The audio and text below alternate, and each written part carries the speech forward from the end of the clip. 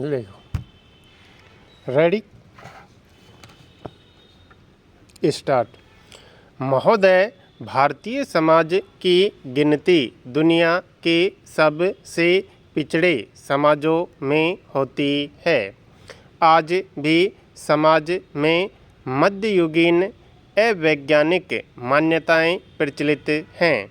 इन मान्यताओं के कारण बड़े पैमाने पर सामाजिक असमानता व्याप्त है।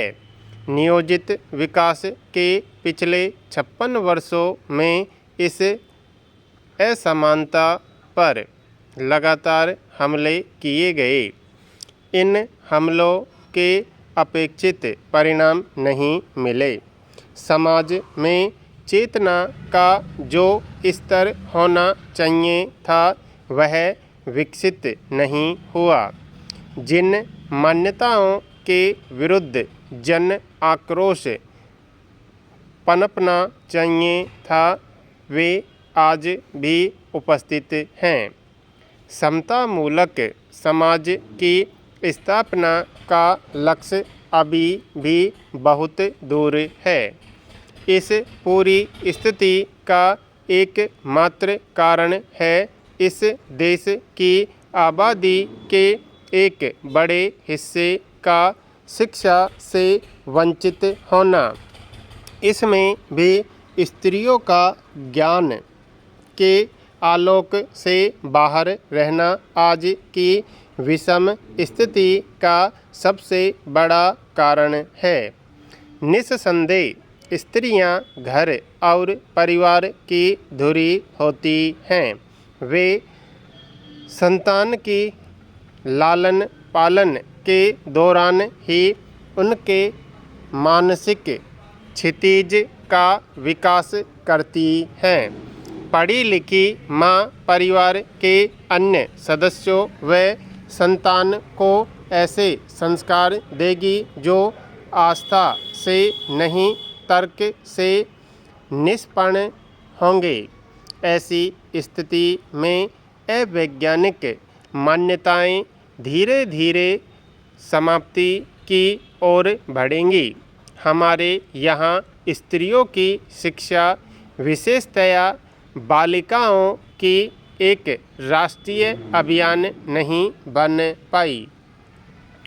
बहुत से अभिभावक आज भी बालिकाओं की शिक्षा के प्रति उदासीन हैं। उनका मानना है कि बालिकाओं की शिक्षा पर खर्च किया जाने वाला पैसा संसाधनों की बर्बादी है। इसलिए वे बालिकाओं को स्कूल न भेजने की या पढ़ाई अधूरी छुड़वा देने के तर्क अपनी सुविधा अनुसार देते हैं। कभी शिक्षण संस्थाओं का दूर होना, कभी बढ़ती हुई यौन हिंसा का सहारा लेकर वे बालिकाओं को अशिक्षा और अज्ञान के अंधकार में रहने को बाध्य करते हैं। मान लीजिए शिक्षण संस्थाएं दूर हैं तो क्या यह संभव नहीं है कि समाज और समुदाय आसपास ऐसी शिक्षण संस्थाएं स्थापित करने के लिए दबाव बनाएं जहां बालिकाएं पूर्ण रूप से सुरक्षित वातावरण में शिक्षा प्राप्त कर सकें। वास्तव में समाज मन से स्त्री और पुरुष की बराबरी के लिए तैयार नहीं है। इसलिए वह बालिकाओं की शिक्षा के प्रति उत्साही नहीं है। समाज यह अनुभव ही नहीं करता कि बालिकाओं की शिक्षा बेहतर समाज बनाने की एक अनिवार्यता है। तमाम प्रचार अभियानों के बावजूद बालिकाएं स्कूल नहीं आती हैं। पढ़ाई लिखाई के संसाधन उपलब्ध होते हुए भी।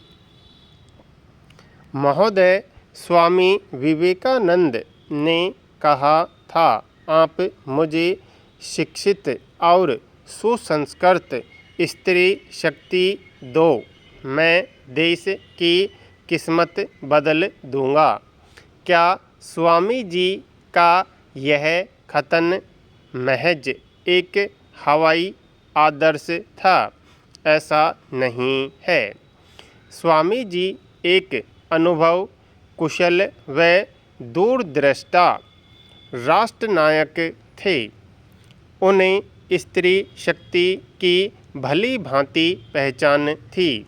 उनके कथन से यह बात पूरे तौर से आईने की तरह साफ है कि महिलाओं के शिक्षित और सुसंस्कृत होने से ही कोई समाज व देश सही मायने में विकास कर सकता है।